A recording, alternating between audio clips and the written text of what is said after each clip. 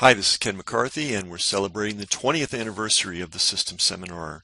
And one of the ways we're doing that is by reading from the book, The System Club Letters. And the System Club is made up of people who graduated from the System Seminar. And then when I stopped doing the live events in 2011, I opened the doors to any serious internet marketer that wants to join us. Amazingly, even without doing the live event every year, the System Club is alive and well and thriving. And if you'd like to become a member, there's a way to do that. Today's chapter is called Getting It Right the First Time. And you're not only going to get reading from the book, you're going to get up-to-date commentary because I can't resist. I spent the past weekend helping Agora Publishing fine-tune its approach to teaching internet marketing. This was I wrote this in 2005, just so everybody understands. So some of these things are quite interesting. Agora, as you may know, is a $100 million a year mail order publishing company. They publish dozens of newsletters on health, personal finance, investing, and recently entrepreneurship. Like all savvy information, I'm not going to edit these things. Like all savvy information marketing companies, their product line includes books, home study courses, conferences, and seminars. In the last few years, after much trial and error, Agora's made a spectacularly successful transition to internet marketing. What was the big insight that made all the difference for them? Here it is, and it was what I was teaching in 1993. The internet is a direct marketing medium. Sound familiar? They freely admit they didn't get this until a few years ago. Yeah, the internet was like so many things that appear in the news media. The internet was covered in smoke, mirrors, and pixie dust for a long time. And there were really just a few of us that were saying it was a direct response medium. And even smart guys at Agora didn't get it. A huge challenge.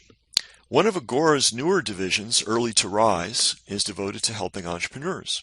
It originally started as the company's attempt to train copywriters to fill its own voracious need for ad copy. Then it expanded into courses for the general public on all kinds of topics related to small business. Now, rightly so, Agora is adding internet marketing to its offerings. Attending Agora's new internet seminar as an observer reminded me of what a huge challenge it is to teach internet marketing effectively, especially to beginners. I think I've taken for granted what we've accomplished with the System Seminar over the years. After 12 years, of course, this was written a long time ago, of teaching internet marketing online and working with and observing the progress of several thousand students, I've developed a feel for how to do it. And things that are obvious to me about the challenges involved are definitely not obvious to people just getting started in the teaching arena. You rarely do. One of the biggest mistakes in teaching any subject is to expose beginning students to challenging advanced material before they're comfortable with the basics and can place the new knowledge in a context.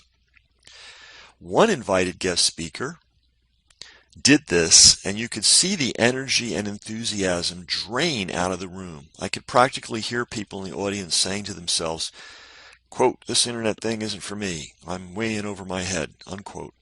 A real shame, because for people who understand direct marketing, the internet should be as easy as falling off a log. To help students regain the sense of hopelessness, they were given a sense of hopelessness by this speaker whose name will remain nameless. But to help students regain the sense of hopefulness they brought to the seminar, I told them the story of Sam Walton, the founder of Walmart. As you may know, the Walmart family is, by far, the richest family in the world. Okay, they divided up their shares among family members. If you combine them, I don't know what it is today, but when I wrote this, as a group, they actually make Bill Gates look poor. And it would be hard to imagine a more sophisticated business operation than Walmart's. Sam Walton's original business dream was to own a single variety store. He and his wife found a location and poured their heart and soul into making it a success. And it was. Unfortunately, he didn't understand the terms of the lease he signed. It allowed his landlord to boot him out at any time, which his landlord promptly did after Walton had made the store successful so that he could start his own variety store at the same location with his son in charge. Tough break for a young guy, but he didn't fold. Obviously, the Walton family recovered from this mishap. Now, theoretically, Sam Walton could have prevented this early business catastrophe by getting it right the first time. But here's the reality.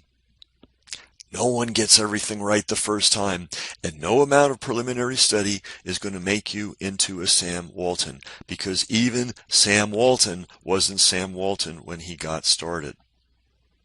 And here are the important words. He got started. He started with a small project that he could understand, and even though he got it wrong the first time, things worked out fine because he was in motion. So bless any teacher that puts their students in motion. And frankly, damn any teacher that makes things so complicated that people give up in despair.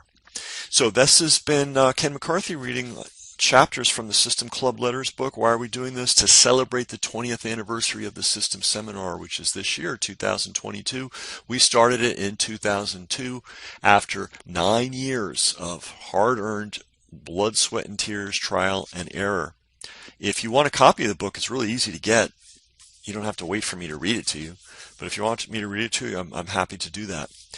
All right, tomorrow the topic is, okay, I admit it, I'm obsessed